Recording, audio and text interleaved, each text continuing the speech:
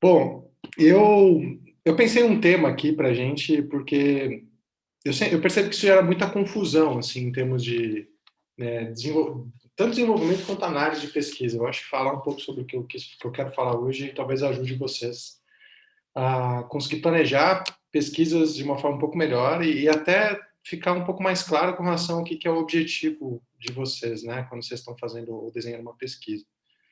Então a gente vai falar um pouco sobre a diferença de predizer e explicar, né, e vocês vão entender por quê.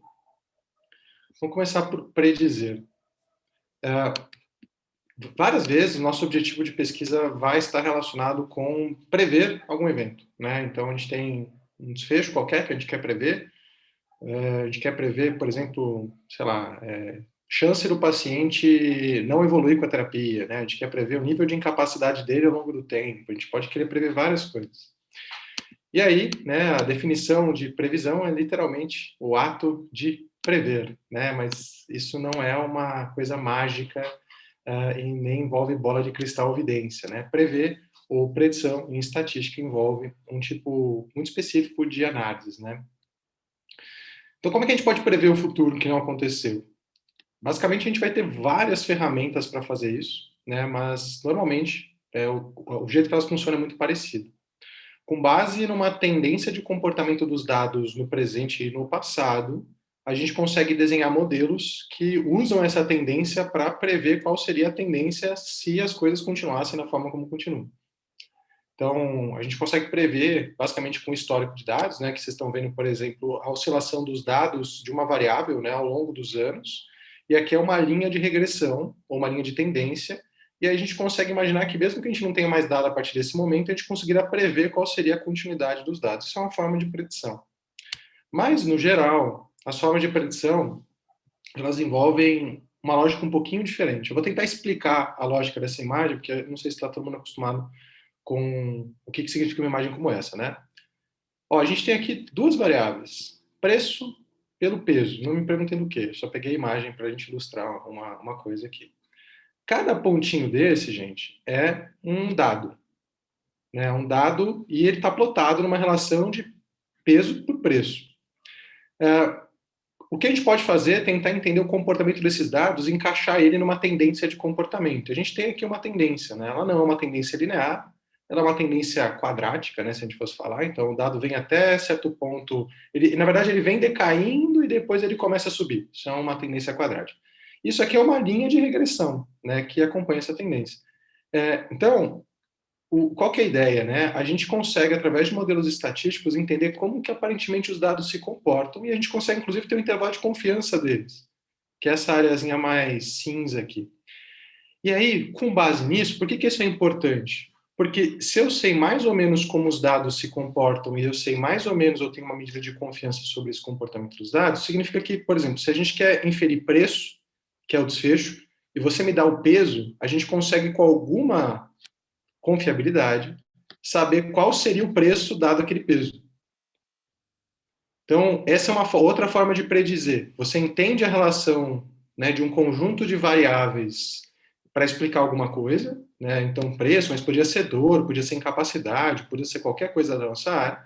E aí, quando você entende essa relação bem, você tem bons modelos construídos, você consegue, com essas variáveis que você tem, tentar explicar ou estimar ou predizer qual seria essa sua variável dependente.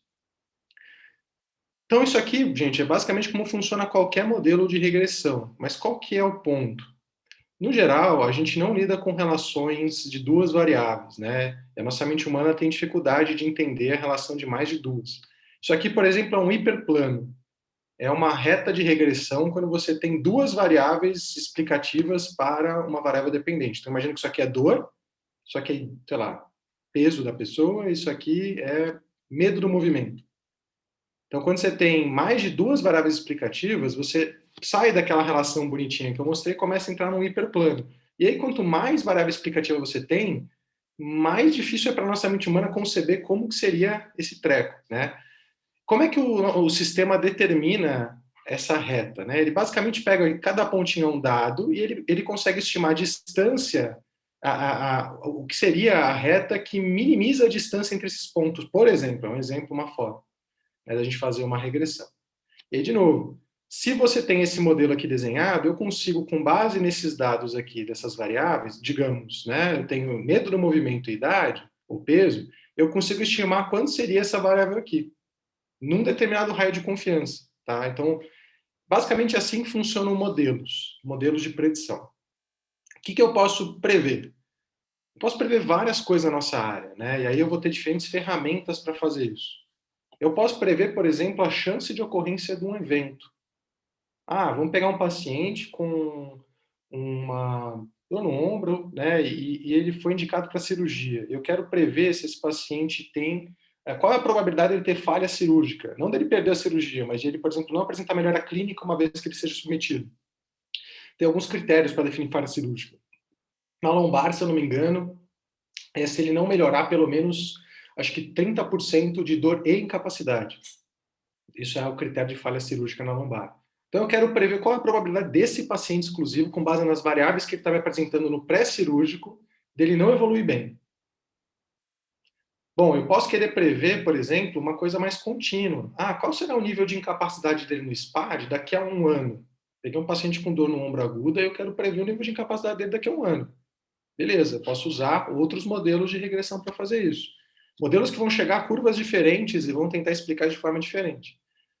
Não, eu quero predizer contagem. Eu quero saber quantos analgésicos esse paciente vai tomar, eu quero saber quantas visitas ele vai ter ao médico, eu quero predizer eventos que são contáveis, né, que envolvem eu contar o número de vezes que ele fez aquilo. Então, tem outras ferramentas para fazer isso, né, regressões de Poisson ou binomial negativo, tem outras ferramentas para fazer isso. Eu posso também querer predizer o tempo para o evento. Nossa, qual é o tempo que esse paciente vai ficar em reabilitação? Quanto tempo ele vai demorar para ter alta? Quanto tempo ele vai demorar para melhorar? Eu posso usar outros modelos para predizer, né, esses eventos. Mas qual é o ponto? Vocês devem saber basicamente isso, né? Mas qual que é o ponto? O ponto é que as pesquisas de predição, elas não tentam explicar como ou por que isso acontece. Se eu pegar um conjunto de variáveis, se eu quero fazer predição de falha cirúrgica, por exemplo, eu vou rodar os meus modelos com todos os dados pré-operatórios que eu tenho. E aí, ele vai achar algumas variáveis que predizem o desfecho, e eu vou escolher o modelo que mais prediz. Nesse caso, o modelo com mais acurácia. Eu vou pegar uma curva ROC e vou pegar o modelo que tem mais área debaixo da curva. Ou eu quero predizer, por exemplo, o nível de incapacidade. Eu vou construir um modelo que mais, com maior R quadrado. O modelo que mais explica a variância do Y. Ah, eu estou, por exemplo, numa regressão de Poisson, eu tenho outras medidas. Enfim, o que eu quero dizer?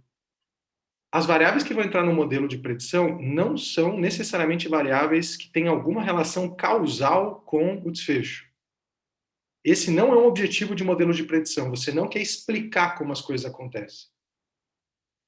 Então, um exemplo, né, claro, é do tipo pesquisas com, por exemplo, do IBGE com relação a, enfim, desfechos relacionados a uma série de coisas na população. No geral, uma variável que fica sempre é a variável número de televisões na casa. Ela não tem uma relação causal, né? Então, se você fala assim, número de televisões pode ser um indicativo socioeconômico. Só que se eu der mais televisões para a pessoa, ela não fica mais rica. Se eu tirar televisões de alguém, ela não fica mais pobre. Então, ela não tem uma relação causal com desfecho. Digamos que você quer avaliar o desfecho, probabilidade ou chance do paciente ter uma doença crônica não transmissível. Aí você vai lá no IBGE, o IBGE fala, o número de televisões na casa é um preditor. O número de televisões na casa, gente, não tem provavelmente nenhuma relação causal com a pessoa ter uma doença crônica não transmissível e você não consegue falar exatamente o que ela representa. Porque ela pode representar nível socioeconômico da pessoa, mas ela pode representar também o nível de acesso ao sistema de saúde que ela tem, mas ela pode representar e ter alguma relação com variáveis relacionadas, por exemplo, a hábitos alimentares da pessoa, não importa.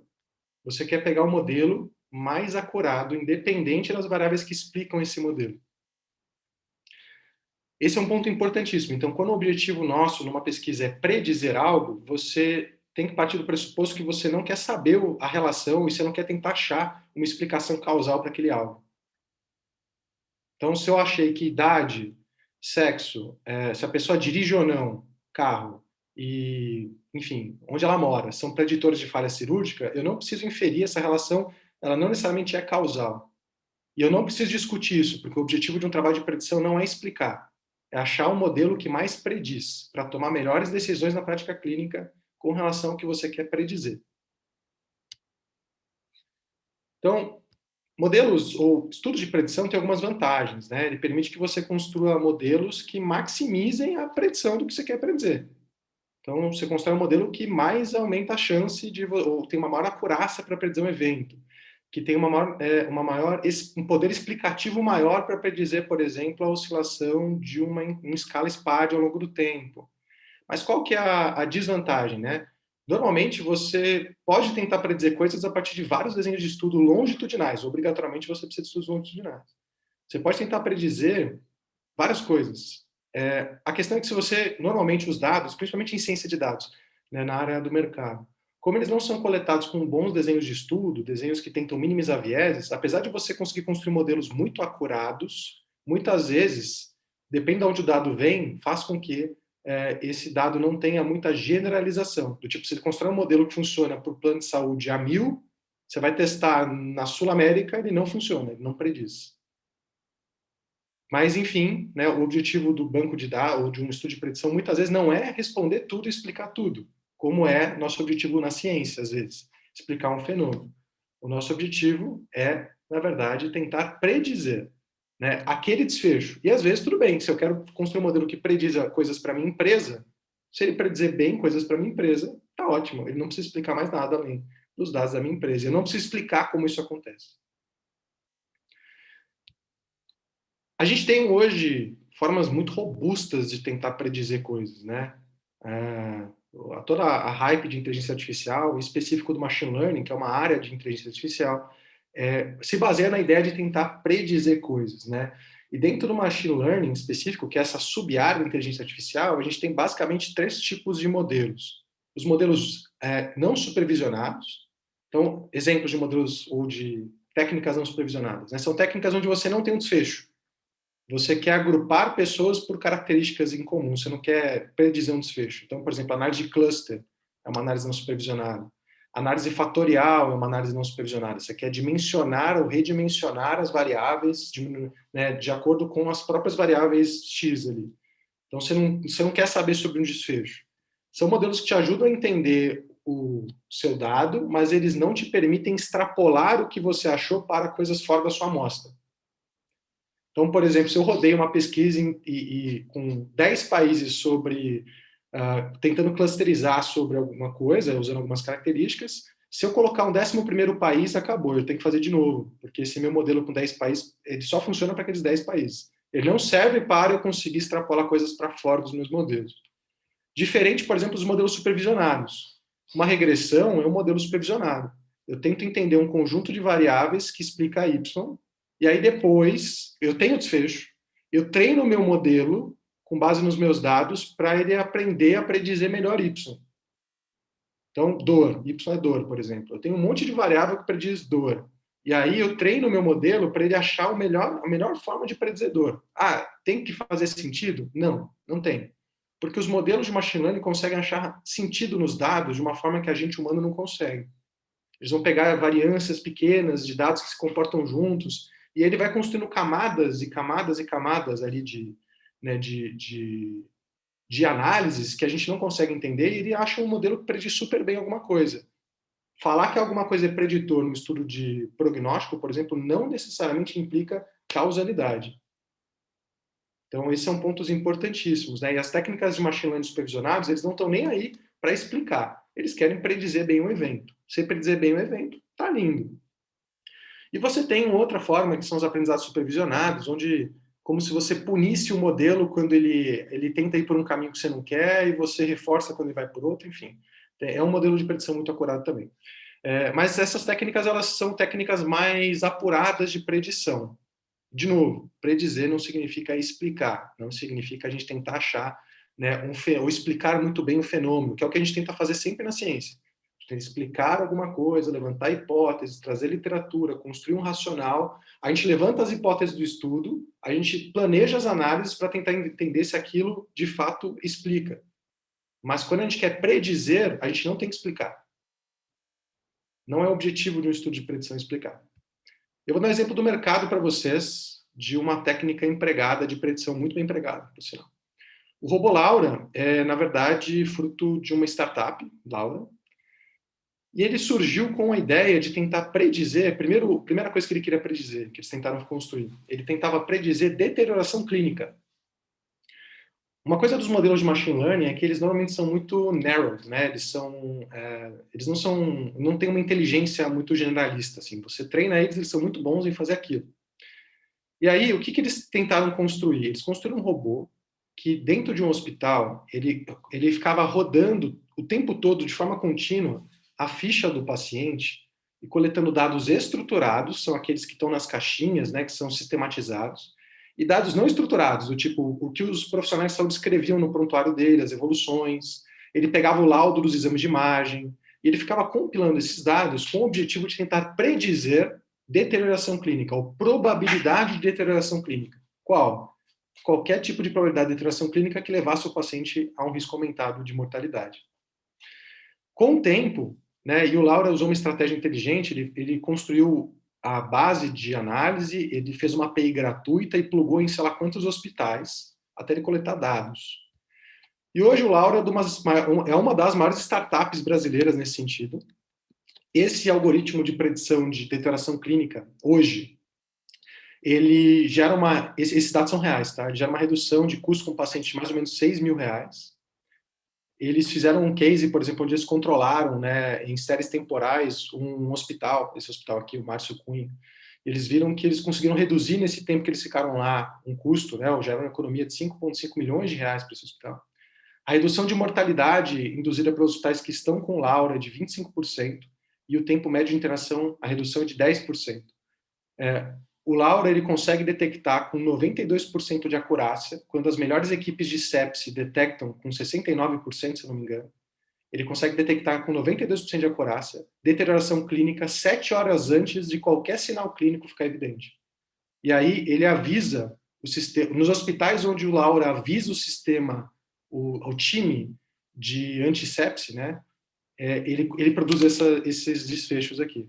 Quando o time antissepse, por exemplo, de uma UTI começa a agir com base na sinalização do Laura, independente de eles verem ou não qualquer sinal clínico de deterioração, eles reduzem mortalidade, economizam custo e tempo de internação. Então, hoje, né, o Laura, inclusive, eles colocaram, tem toda uma história do fundador da empresa, ele perdeu a filha dele, a filha dele nasceu, recém-nasceu de uma viagem e morreu de sepse no hospital do interior do Brasil que não tinha nenhuma condição. Nenhum protocolo, nem nada, e aí ele desenvolveu o Laura é o nome da filha dele que morreu. Ele desenvolveu o robô Laura para tentar solucionar casos como esse, né? E ajudar ou evitar casos como esse.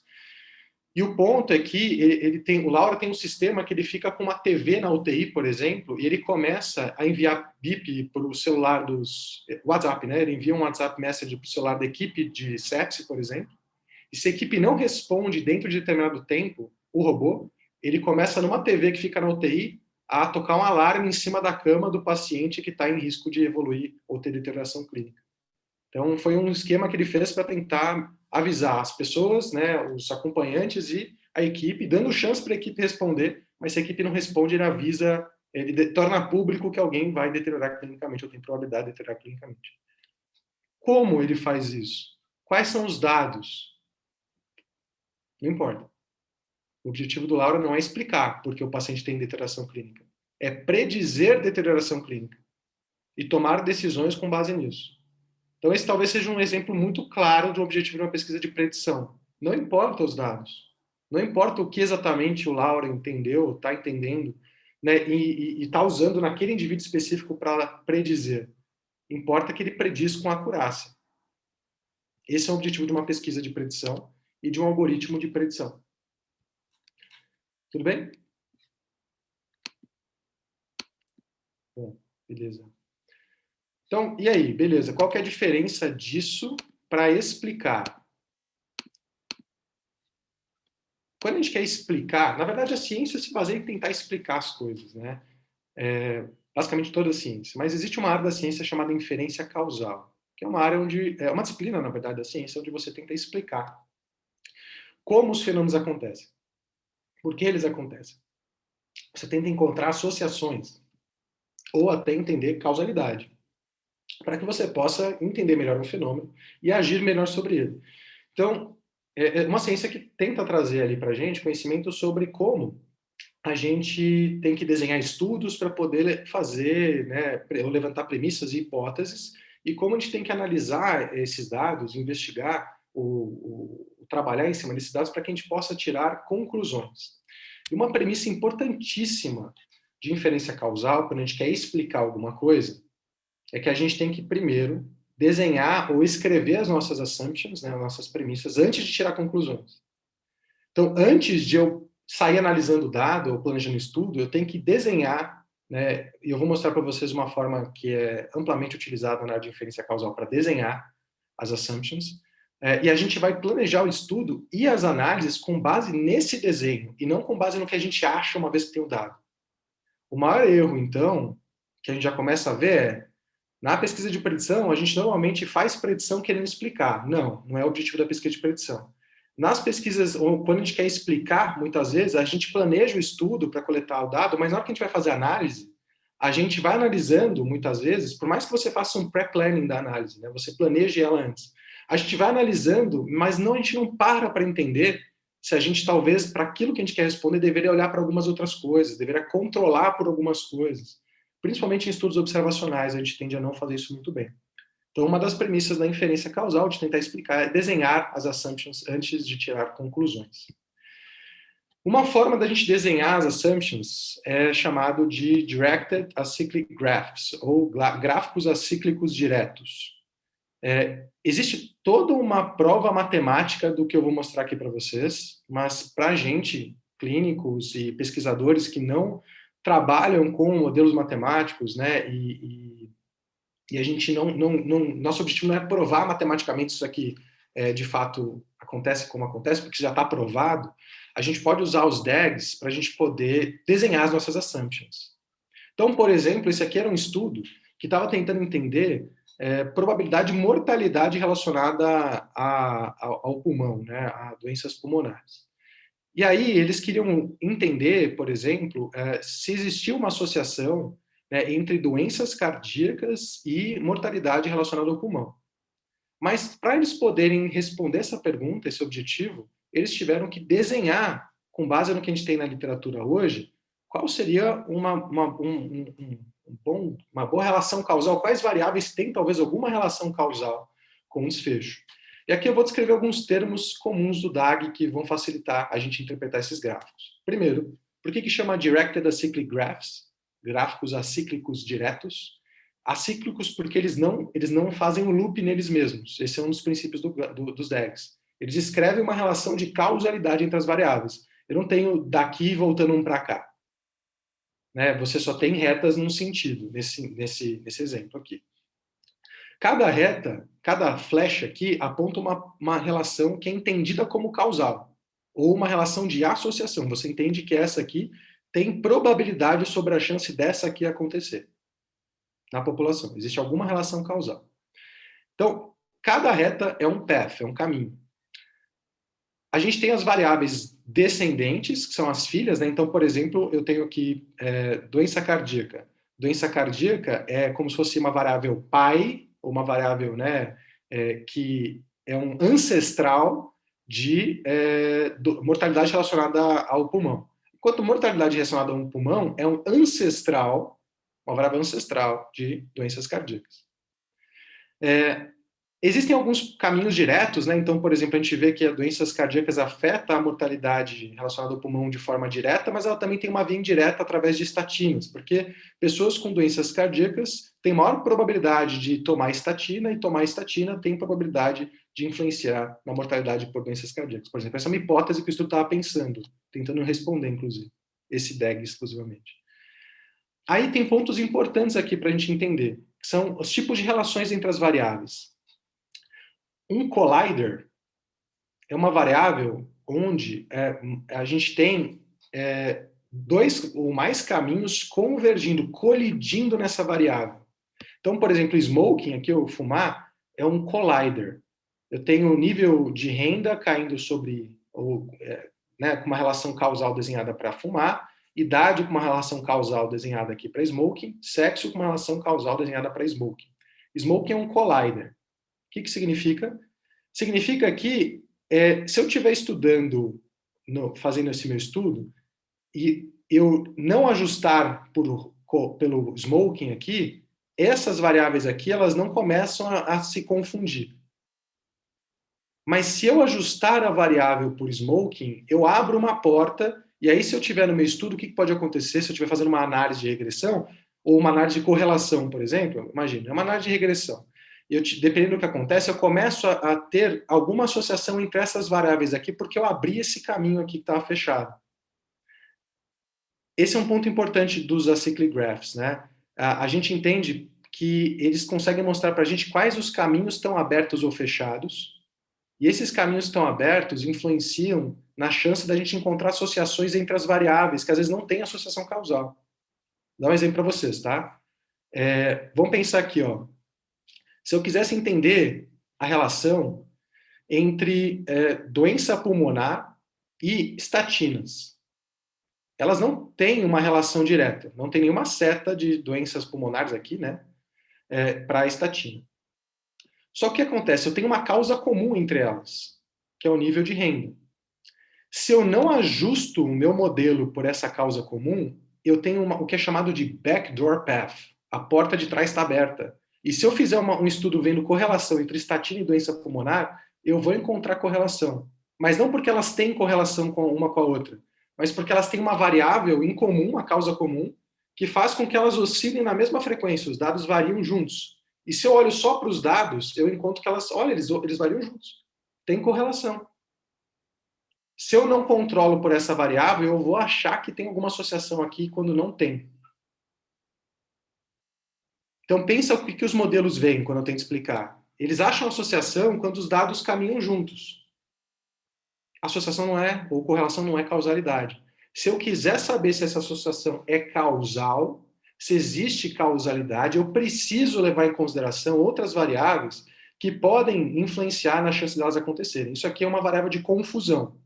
Uma variável que é uma causa comum delas. Eu vou explicar cada um dos vieses, tá? E como a gente controla eles. Então, o que é importante a gente tirar desses gráficos? Porque eu sei que eles estão confusos agora. É importante entender que, por exemplo, se eu quiser entender a relação de doença cardíaca para a mortalidade pulmonar, e eu não controlar por causas comuns, eu não vou entender essa relação. Porque na hora que eu colocar uma correlação entre essas duas, às vezes elas vão dar positiva, mas é porque tem uma causa comum fazendo os dados oscilarem na mesma frequência. Se eu quiser entender alguma relação entre esses dois, mas eu ajustar o meu modelo por um collider, eu abro as portas entre vários outros caminhos. E eu posso achar correlação entre essas duas aqui, quando na verdade não tem. Eu só ajustei meu modelo errado. Ou eu fiz viés de seleção, que é um collider bias, que eu vou mostrar também mais para frente. O objetivo, na verdade, dos DAGs é ajudar a gente a ter uma noção geral do fenômeno que a gente quer estudar. A gente desenha eles com base no nosso conhecimento da literatura ou com base nas nossas hipóteses. Eles não necessariamente precisam estar certos, mas esse que é o ponto. Quando você quer explicar, você não parte dos dados. Quando você quer explicar, você desenha a forma que você quer, que você acredita que a relação entre os dados se daria, e com base nesse desenho, você analisa os dados. É assim que se faz pesquisa de inferência causal. Quando você vai para os dados e tenta encontrar o que tem com o que ali, você já perdeu, você saiu e está tentando, às vezes, você está achando associação e correlação, quando na verdade pode ser que elas sejam espúrias, pode ser que elas sejam frutos de vieses de confusão, às vezes você ajustou o modelo pela coisa errada. Então, esse é o ponto. Toda pesquisa causal começa desenhando um DAG. Inclusive, né, você fala isso no próprio paper, no abstract. Essa análise foi feita com base no DAG. Eu vou mostrar alguns exemplos para vocês mais para frente. Então, nomes para vocês lembrarem, tá? Mediador, eu vou falar aqui. Por exemplo, a estatina, nesse exemplo aqui, ela é um mediador do efeito de doença cardíaca sobre mortalidade pulmonar. Parte do efeito, né, que a doença cardíaca gera sobre mortalidade pulmonar passa pela estatina, pelo consumo de estatina. Ela é um mediador de efeito. Nós temos também os confundidores. O que são confundidores? São variáveis que são causas comuns de duas variáveis. Então, elas não têm uma relação causal direta, mas como elas são causas comuns, elas deixam a porta aberta para a gente encontrar associações que não são causais. E, né, nós temos também, né, com base nisso, os vieses que vão surgir. Viés de confusão, viés de colisão e o viés de sobreajuste, que eu vou falar, que é quando a gente ajusta coisa demais que não deveria no modelo. Eu vou falar sobre esses 3 pontos, tá? Porque eles têm a ver com o mediador, com variável de confusão e com collider. São as principais causas de vieses nas análises. Tudo bem? É confuso ver DAG pela primeira vez, mas eu vou tentar explicar a ideia, tá? Bom, os DAGs, eles servem principalmente para a gente para estudos observacionais. Mas a gente pode desenhar DAGs também para estudos ou ensaios clínicos randomizados. Qual que é a diferença do ensaio clínico randomizado, gente? Se eu quiser saber a relação de doença cardíaca e mortalidade pulmonar, um exemplo, tá? Não normalmente a gente vai fazer um ensaio clínico randomizado com uma intervenção, mas não necessariamente. Mas a gente normalmente vai fazer. O que acontece? Quando eu pego e randomizo em 2 grupos, eu, na verdade, eu equalizo a presença dos confundidores em ambos os grupos. Então, a randomização nada mais é do que uma minimização desses vieses aqui, esses aqui são os que a gente desenhou. Mas tem outros vieses que não estão desenhados aqui, outros confundidores que não estão desenhados aqui. O que uma randomização bem feita faz é que ela randomize e faz com que esses vieses estejam igualmente presentes nos 2 grupos. E aí, quando eu dou uma intervenção para um e não para o outro, por exemplo, o que eu faço, na verdade, é que eu eliminei a influência desses vieses sobre uma variável só. Eu blindo o estudo contra, né, os vieses. E aí isso me permite entender se existe uma associação entre aquilo que eu estou fazendo e o desfecho. Então, na verdade, o que a randomização faz, dentro de uma perspectiva de inferência causal, é que ela torna a chance do desfecho acontecer igual nos 2 grupos. É isso que a randomização faz. Tá? Basicamente isso. Chama exchangeability, é o princípio, né? Que é o princípio eu não sei a tradução disso exato, mas a ideia de que, se eu olhar para os 2 grupos, eles têm exatamente a mesma probabilidade de ter o desfecho. E aí, quando eu coloco uma intervenção num grupo e no outro, se eu mudo o desfecho, quer dizer que a intervenção tem um efeito causal. Então, basicamente, essa é a ideia, né, do ensaio clínico. Só que a gente pode desenhar DAGs ainda em ensaios clínicos para responder outras coisas, porque, de novo, uma intervenção ser eficaz para um desfecho não quer dizer que a explicação dela é aquela que é proposta pela intervenção. Eu vou falar do estudo que a gente fez aqui com o trabalho da Harumi, né, com a RCT dela, mas, por exemplo, digamos que... A gente tem na literatura vários exemplos disso, né? Exercício de controle motor para coluna lombar é eficaz contra a terapia manual para dor e função. Isso não quer dizer que a explicação do controle motor é o que faz o efeito acontecer. Quando a gente quer saber isso, a gente vai ter que fazer uma análise, que é a análise de mediação. Eu tenho que entender através do que a intervenção atuou no desfecho. E aí desenhar DAGs, mesmo para ensaios randomizados, faz sentido. E às vezes eu quero estudar moderadores. Será que tem alguma característica da população que eu intervi que aumenta ou diminui a chance de efeito? Do tipo, será que mulheres têm mais efeito do que homens? Para quem? Quando a pergunta é para quem, eu estou falando de moderadores. Então vão ter intervenções que vão ser mais eficazes, elas têm mais chances de ter efeito em mulheres do que homens, por exemplo. E aí eu tenho que sexo é um moderador de efeito. Então, mesmo em ensaios clínicos randomizados, vale a pena, às vezes, desenhar DAGs quando você tem perguntas além do tamanho de efeito, né, ou do conceito de eficácia de uma intervenção. Eu vou dar alguns exemplos de uso de DAGs para a gente entender algumas coisas, tá?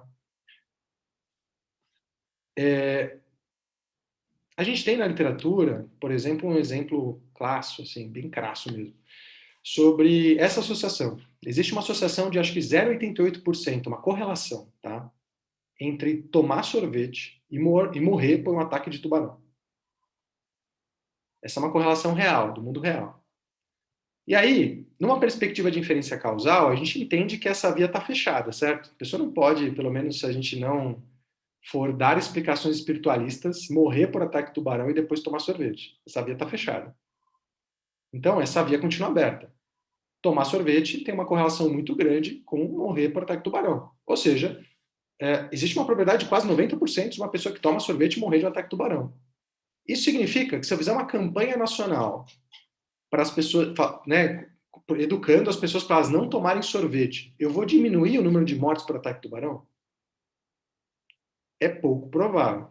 Isso, na verdade, chama uma pergunta contrafactual. É o exemplo que eu dei para vocês. Isso é uma tática de inferência causal. Falar, número de televisões na casa prediz tal coisa. Tá, mas se aumentar o número de televisões da casa, eu mudo aquele desfecho? Se eu não mudar, isso não é uma relação causal, provavelmente. Bom, beleza, isso não é uma relação causal. Mas como é que eu posso explicar essa relação? Será que não existe talvez uma causa comum? Uma época do ano onde as pessoas tomam mais sorvete, por exemplo, e se expõem mais a ambientes onde elas têm um risco maior de ataque de tubarão? Tem, né? Tem. Esse aqui é um dado de ataque tubarão e tomar sorvete no hemisfério norte. E a gente vê que no inverno deles, as pessoas tomam menos sorvete, se expõem menos a ambientes, ou têm menos ataques de tubarão, né? E no verão deles, as pessoas tomam mais sorvete e têm mais ataques de tubarão. Então as variáveis elas caminham juntas, por quê? Porque você não está vendo uma causa comum. E se eu quiser, por algum motivo qualquer, explicar essa associação, e eu não controlar por essa causa, eu não sei o que está acontecendo. Eu não consigo falar se essa é uma associação causal. Quando você ajusta pela época do ano, essas variáveis não têm nenhuma relação entre si. Agora vamos dar um exemplo prático da nossa área. Vamos pensar numa pergunta de pesquisa. Bom, a gente quer verificar um estudo, a associação entre dor e atividade física em pessoas com dor crônica no ombro. E a gente está fazendo um estudo transversal para isso. Se é um estudo transversal e eu encontro uma correlação, eu não sei se dor causa ou está associada com a atividade física ou se diminuição de atividade física está associada com a dor, certo? Porque é um estudo transversal. As duas coisas estão acontecendo no mesmo momento do tempo.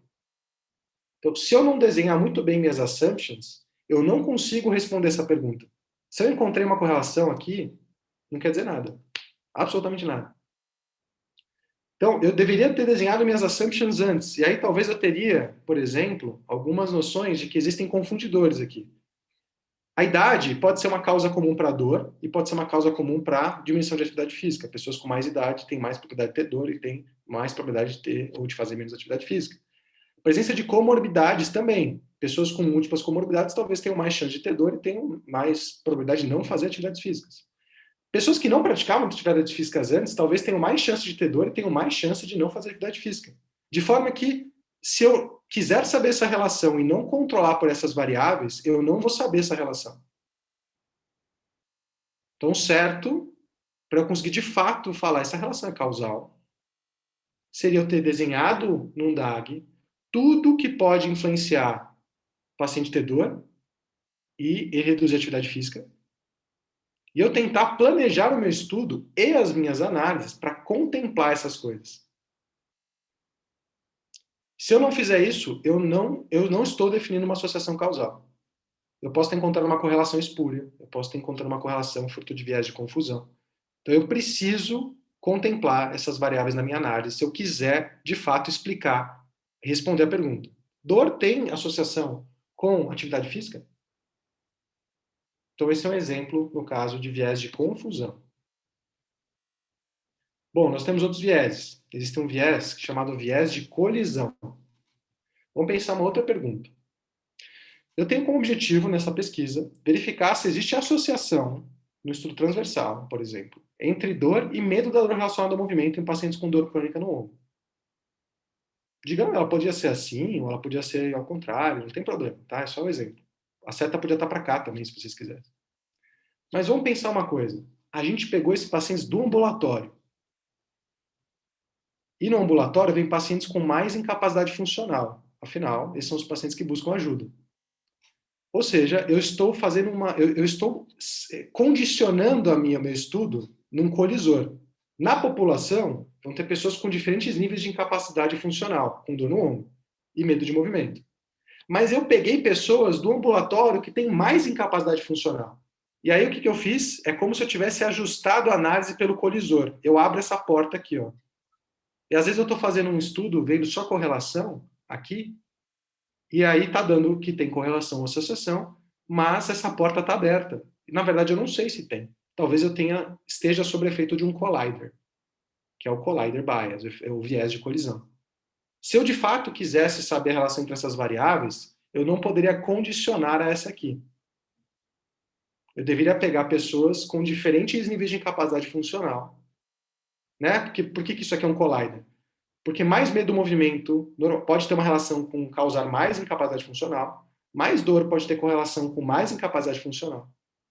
E aí, quando eu pego só pessoas com capacidade funcional alta, eu abro a porta e eu posso achar no estudo a associação aqui. E talvez não exista associação aqui. Talvez seja só fruto dessa porta que eu abri. Bom dia. Então, esse é um collider bias, tá? É um viés de confusão. Normalmente, eles podem ser causados por viés de seleção. Então, esse é um exemplo bem claro de viés de confusão, de viés de colisão, perdão.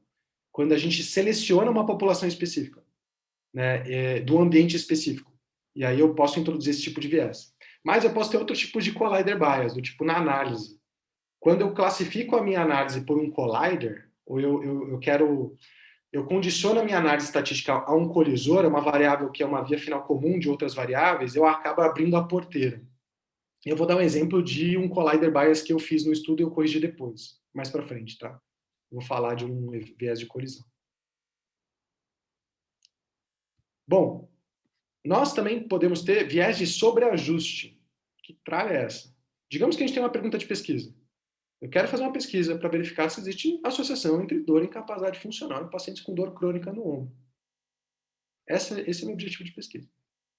E eu poderia até querer explicar isso aqui, do tipo, pacientes com dor aguda têm maior probabilidade, com mais intensidade, têm mais probabilidade de ter mais incapacidade funcional, não precisa ser transversal, pode até ser longitudinal, não tem problema. Mas digamos que para verificar essa associação, eu faço uma análise onde eu ajusto a análise eu coloco na análise, na mesma análise, mediadores.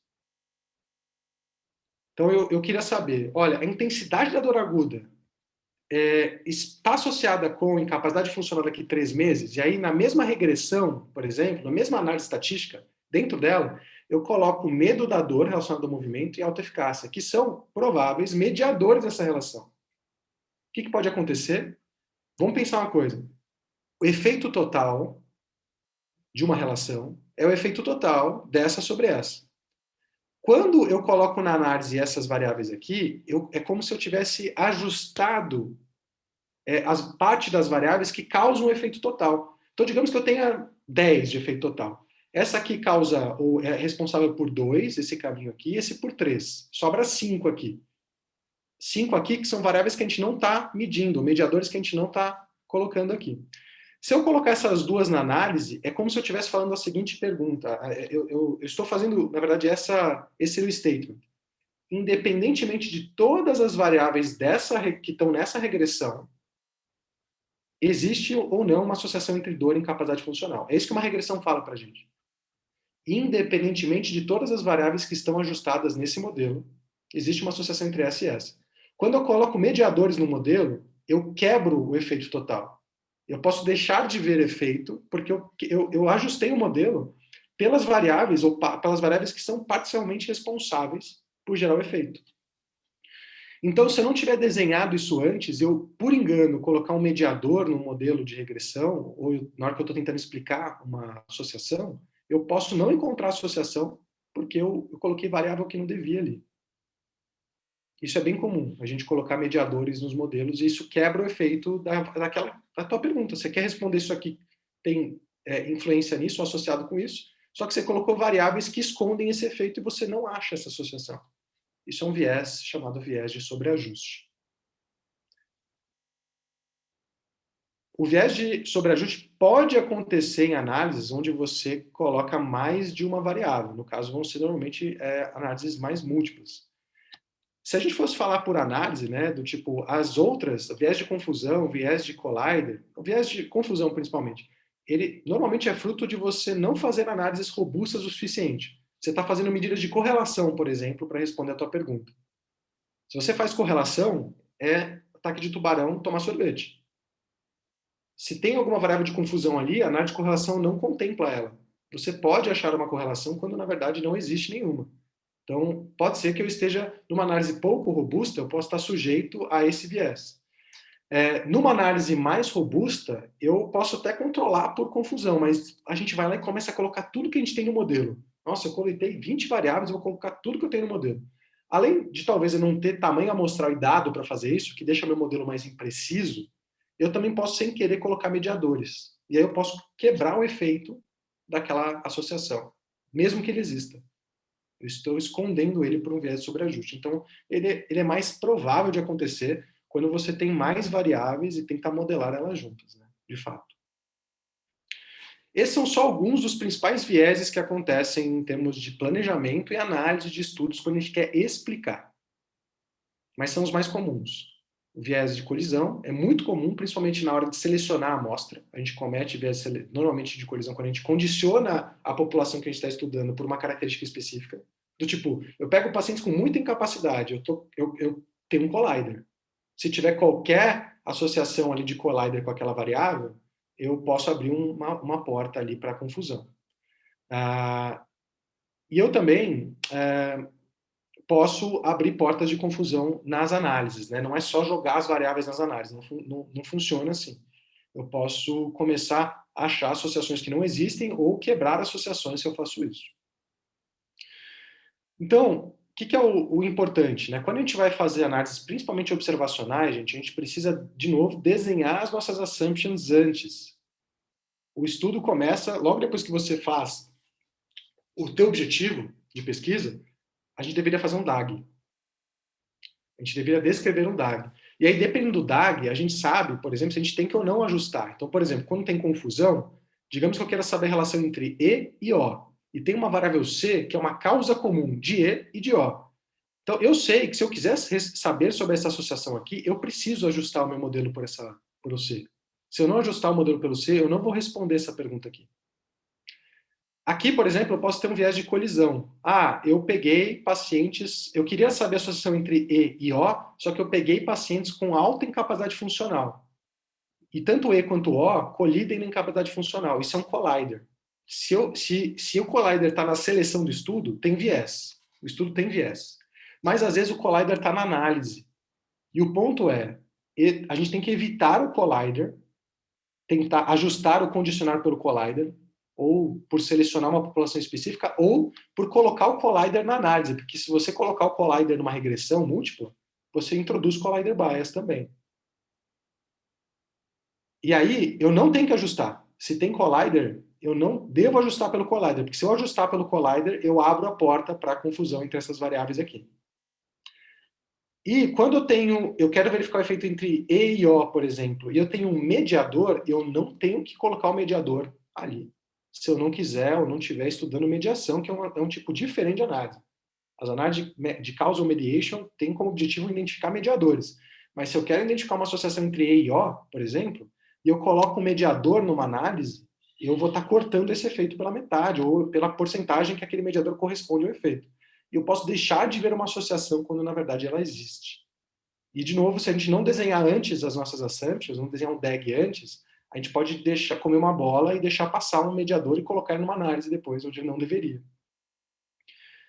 Então, basicamente, aqui são estruturas para a gente pensar em como, com base no DAG, tomar decisões com relação ao que a gente deveria coletar e o que a gente deveria analisar.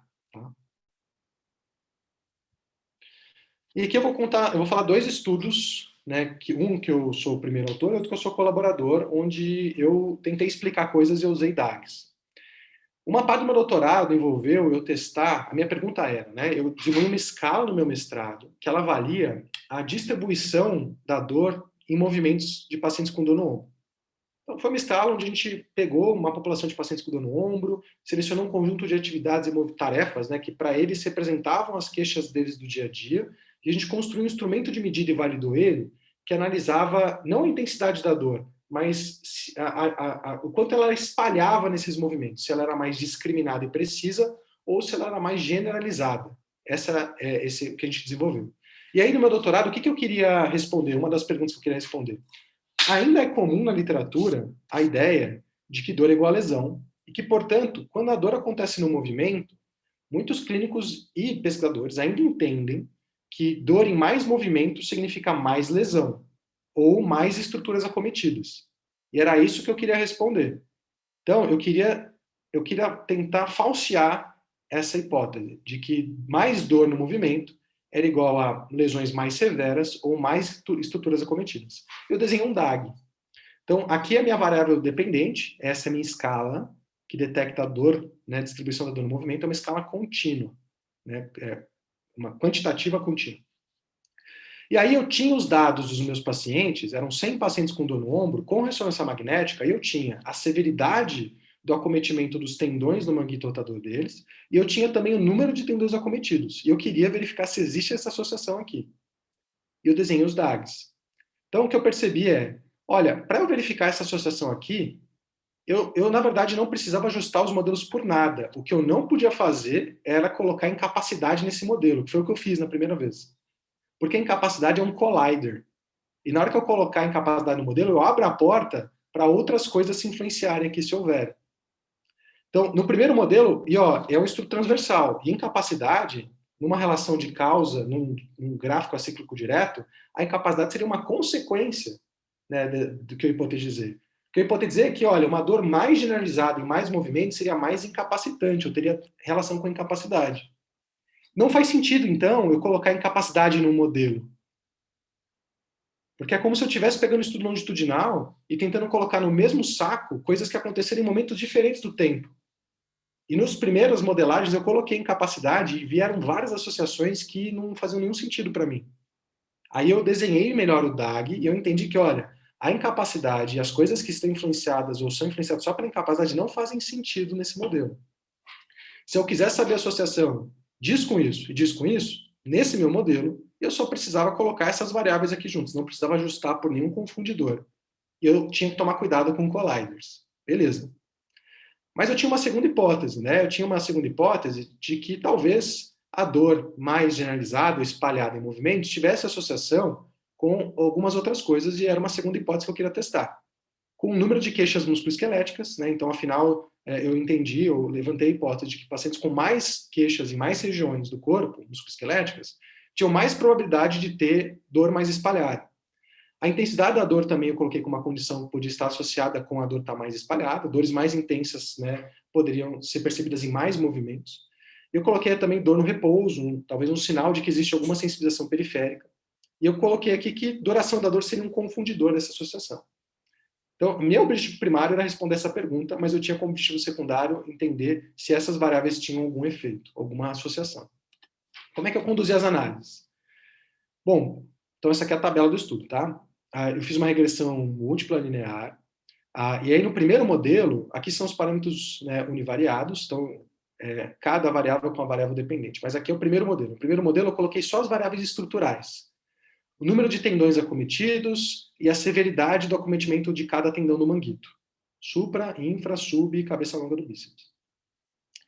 Nesse modelo, o que eu encontrei? Eu encontrei que não existe associação entre essas variáveis e a dispersão da dor no movimento. A dor ser mais ou menos generalizada no movimento. Essa era a minha hipótese. Inclusive, o poder explicativo desse modelo é muito ruim. O poder explicativo dele é 0,01, é 1% da variância da dor espalhada no movimento tem a ver com os achados ali em exame de imagem. Quantidade de achados ou a severidade dos achados. Aí eu fiz um segundo modelo, eu fiz vários modelos, mas eu construí um segundo modelo que incluía essas variáveis aqui também, essas aqui, né, no caso. Então eu ajustei o modelo pela intensidade da dor, pela duração do repouso, pelo número de queixas musculoesqueléticas, e eu coloquei a duração da dor, ajustei o modelo pela duração porque eu entendi que ela era uma variável de confusão. Se eu não colocasse ela podia ser uma causa comum de outras coisas. Se eu não colocasse ela, eu podia introduzir confusão.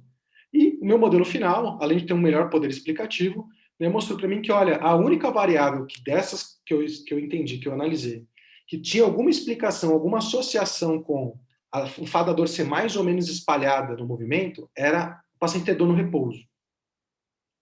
Então, a dor no repouso tinha uma associação ali de menos 1,68, e significa que pessoas, a interpretação, tá? Pessoas com dor no repouso tinham mais chance, ou no caso, né, tinham um score 1,68, um incremento do score 1,68, porque a escala era ao contrário. Então, negativo quer dizer que a dor era mais generalizada. Então, pessoas com dor no repouso tinham 1,68 pontos a mais na escala de generalização. A dor era mais generalizada. E esse modelo explicava 13% da variância da dor espalhada no movimento. Ainda não é um bom modelo, Mas vejam, meu objetivo era muito claro. Eu queria explicar se a dor espalhada no movimento tinha associação ou não com a intensidade e o número de tendões acometidos. E aí eu tinha uma hipótese secundária para tentar ver se outras variáveis tinham alguma associação na minha amostra. Então eu usei o DAG não só para planejar a minha análise, mas também para coletar os dados que eu tinha e também para entender que, por exemplo, eu não podia colocar incapacidade aqui. Eu não podia colocar outras variáveis aqui porque eu introduzi collider bias. Eu podia começar a encontrar associação entre coisas que não existem por causa disso. Então esse é um exemplo de um DAG sendo utilizado para planejar as análises, um estudo transversal. Bom, como é que a gente pode usar o DAG de outras formas? Né? Esse aqui é o trabalho que a gente fez usando os dados do RCT da Haru. Então, ela fez o RCT dela no doutorado, que tinha como objetivo tentar entender se um treino, né, o incremento de um treino de controle motor da escápula era mais eficaz do que só fortalecimento da escápula para dor e função em pacientes com dor crônica no ombro. E beleza, ela não encontrou efeito, mas o que a gente tentou entender aqui? Por quê? Aonde que o caminho causal quebrou? Porque qual que é a hipótese?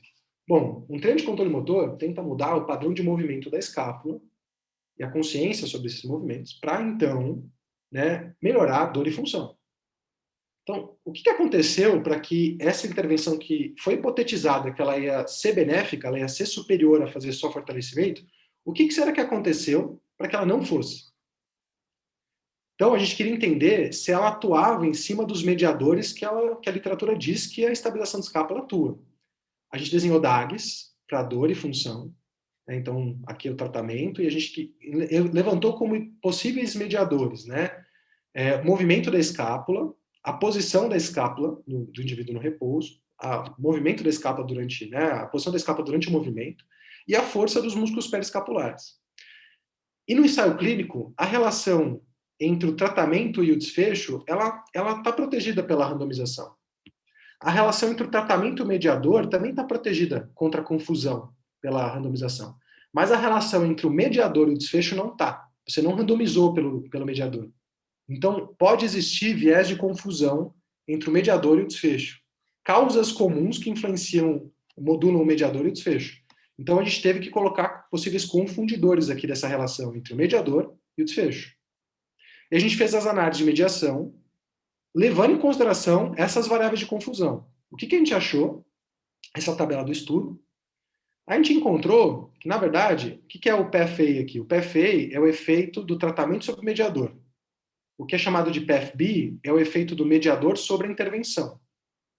E aí, com base nesses efeitos, a gente tem o efeito, né, do tratamento indireto, que é o efeito, será que o tratamento tem alguma, ou exerce alguma influência no desfecho através dessa via? Nossa hipótese é entender por que a estabilização de escápula não funcionou como a gente hipotetizou, como a Haru hipotetizou quando ela planejou o estudo. E o que a gente encontrou é que a estabilização de escápula, na verdade, ela não tem nenhuma influência sobre os mediadores hipotetizados. Então, um treino adicional de estabilização da escápula, ela não muda a posição da escápula, não tem influência ou associação com a posição da escápula, com a mudança da posição da escápula. Ela não muda o movimento da escápula. Ela não muda também força dos músculos periescapulares. Né? E, na maior parte dos casos, isso não parece, de fato, ter associação com o desfecho. Então, qual que foi a nossa discussão no estudo? Olha, apesar da literatura falar da importância da escápula, da importância da gente mudar o movimento, posição da escápula e ganhar força dos músculos periescapulares, nesse estudo aqui o que a gente encontrou é que parte do efeito não ter acontecido está justamente no fato desses mediadores não terem nenhuma influência, né, do tratamento não mexer nesses mediadores, desses mediadores não terem nenhuma influência sobre o desfecho. Mas a gente, de novo, planejou as análises com base em DAGs, que eu queria explicar. Eu defini se tinha variáveis de confusão com base em DAGs. Eu entendi para cada análise que eu fiz aqui o quanto eu deveria ou não ajustar por possíveis confundidores com base em DAGs. Então, esse é um ponto importante. Né? Key points, assim, quando a gente tenta planejar tanto estudos de predição quanto estudos que tentam explicar alguma coisa. Primeiro, a gente tem que definir com muita clareza os objetivos do estudo. E isso é uma grande confusão. A gente, normalmente, eu percebo na literatura, não sou só eu, né? Quem estuda essa parte de causal inference vê que a gente normalmente confunde as coisas, do tipo, meu objetivo é explicar, mas eu estou tentando fazer uma curva ROC. Eu estou tentando predizer. Ou o meu objetivo é predizer, mas eu tô usando eu tô tentando explicar no caminho. Eu faço o estudo de predição, ou análise de predição, e eu tento ficar explicando o que está acontecendo. Não é o objetivo de uma análise de predição explicar o que está acontecendo. Então, os objetivos têm que estar muito claros no estudo. Eu quero predizer ou eu quero explicar? Porque as formas de planejar o estudo e de analisar os dados vão ser completamente diferentes dependendo do objetivo. Segundo, eu tenho que pensar nos melhores desenhos de estudos. Né? Se eu quero descobrir ou falar de novo, né, sobre uma associação entre dor e incapacidade de pessoas com dor crônica, o estudo transversal não é um bom tipo de estudo para essas coisas, porque pode ser que eu não consiga controlar todos os confundidores dessa relação no estudo transversal. Mas às vezes é o que tem. Mas, enfim, quando a gente planeja o estudo, a gente tem que pensar no melhor desenho de estudo para responder aquela pergunta. Desenhos transversais não predizem. Eu não posso fazer predição com base em estudo transversal porque eu não consigo saber se a relação é de causa ou efeito. Quem vem antes? Então, a premissa é, se eu quiser predizer, eu não posso fazer predição com base em estudo transversal. Mas se eu quiser explicar, eu até posso, mas eu tenho que tomar cuidado porque nem sempre no estudo transversal eu consigo controlar todos os confundidores. Né? E eu não consigo também saber todas as premissas, por exemplo, de um estudo que infere causa. Causa implica que um fator vem antes do outro. E a mudança de um fator implica na mudança do outro. Eu não consigo fazer isso no estudo transversal. Então, mesmo que eu tente controlar o máximo possível, o melhor que eu posso fazer no estudo transversal é levantar hipóteses. Eu não posso inferir causa nem discutir causa. Não devo, né? Porque eu não consigo fazer isso no estudo transversal. Caso a gente queira explicar alguma coisa, eu tenho que desenhar um DAG antes de fazer o estudo. Não depois, antes. Eu defino o objetivo, desenho o DAG, e aí eu estudo a literatura para desenhar o DAG. Com base no DAG, eu planejo o que eu vou coletar e eu planejo as minhas análises e como eu vou analisar. E eu analiso conforme o DAG. Isso é uma premissa importantíssima de um estudo, onde eu quero explicar alguma coisa. O ponto 4 é que os métodos estatísticos eles não são um fim, eles são um meio. E o que é muito comum é a gente aprendendo alguns métodos e a gente querendo aplicar eles para responder perguntas só porque a gente aprendeu a fazer o método. Eu posso usar o mesmo método estatístico para predizer e para explicar. Eu posso usar uma regressão múltipla linear para predizer e para explicar. Eu posso usar uma regressão logística múltipla para predizer e para explicar. É só um meio. Mas eu tenho que ter muito claro na minha cabeça o desenho de estudo. Se eu desenhei e coletei todas as variáveis que são importantes para poder explicar aquilo e controlar os fatores de ajuste, se eu não estou cometendo collider bias, por exemplo. Então, eu tenho que tomar muito cuidado com isso. E em alguns casos vão ter métodos estatísticos que são melhores para responder a minha pergunta de fato. Mas, no geral, eu posso usar os mesmos métodos para predizer e para explicar. Então, o que difere predizer e explicar não é um método estatístico, mas é isso aqui, que vem antes.